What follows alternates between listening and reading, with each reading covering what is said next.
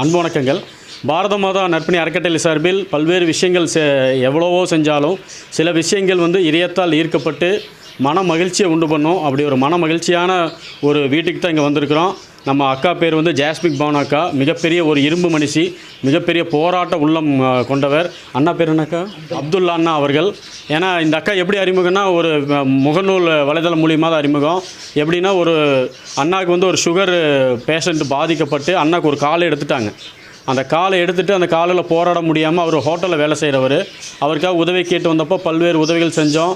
நிறைய போராடாத வறுமையை எப்படி மீட்டு கொண்டு வரலான்னு சொல்லி போராடி வந்த பெரிய மனுஷி அவர். அதை தாண்டி இன்றைக்கி அண்ணன் ஒரு செயற்கைக்கால் வச்சு ஏதோ கொஞ்சம் வேலைக்கு சின்ன சின்னதாக போகிற அளவுக்கு இருக்கிறாங்க. அக்காவும் ஜிஹெச்சில் நர்சிங் ஸ்டாஃபாக தற்காலிக பணியில் போராடிட்டு அவங்களும் பல நோய்களால் பாதிக்கப்பட்டும் போராடி வர சூழ்நிலையில் அவருடைய அன்பு மகளுக்கு திருமணம் நிச்சயிக்கப்படுது.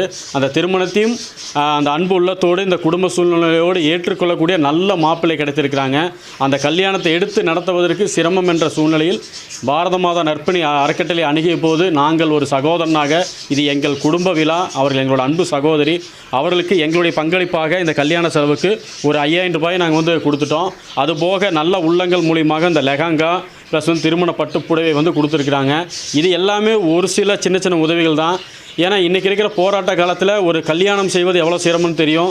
அது இந்த மாதிரி ஒரு அண்ணா பாதிக்கப்பட்ட சூழ்நிலையில் எவ்வளோ தூரம் போராடுவோன்னு தெரியும்.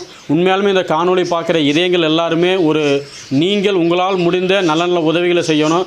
எப்பவுமே எப்படின்னா, இந்த உலகம் எப்பவுமே ஒவ்வொரு மனிதனும் ஒவ்வொரு மனிதனை சார்ந்தது தான். இன்றைக்கி நம்ம உதவி செஞ்சால் நாளைக்கு இவங்க நமக்கு உதவி செய்வாங்க. இன்றைக்கி அந்த உதவி செய்கிற பாக்கியம் கிடச்சிருக்குது.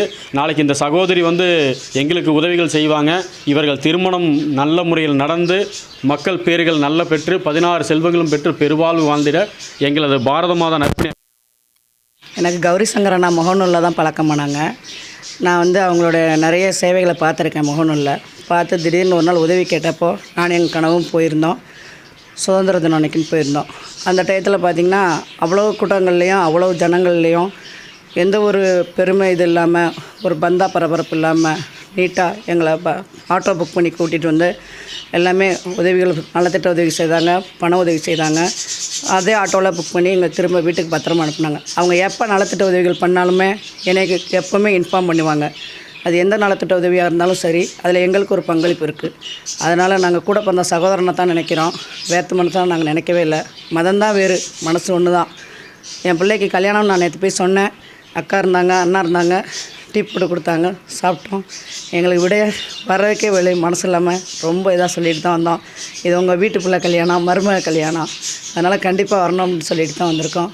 எல்லா மக்களும் நல்லபடியாக வாழ்த்து சொல்லி என் பிள்ளையோட கல்யாணத்தை நல்லபடியாக நடத்துவீங்க எல்லாத்தையும் வேண்டி கேட்டுக்கிறேன். நன்றி, வணக்கம். உண்மையாலுமே இந்த காணொளி பார்க்குற எல்லாத்துக்கும் ஒரு சொல்ல வேண்டிய விஷயம் தான்.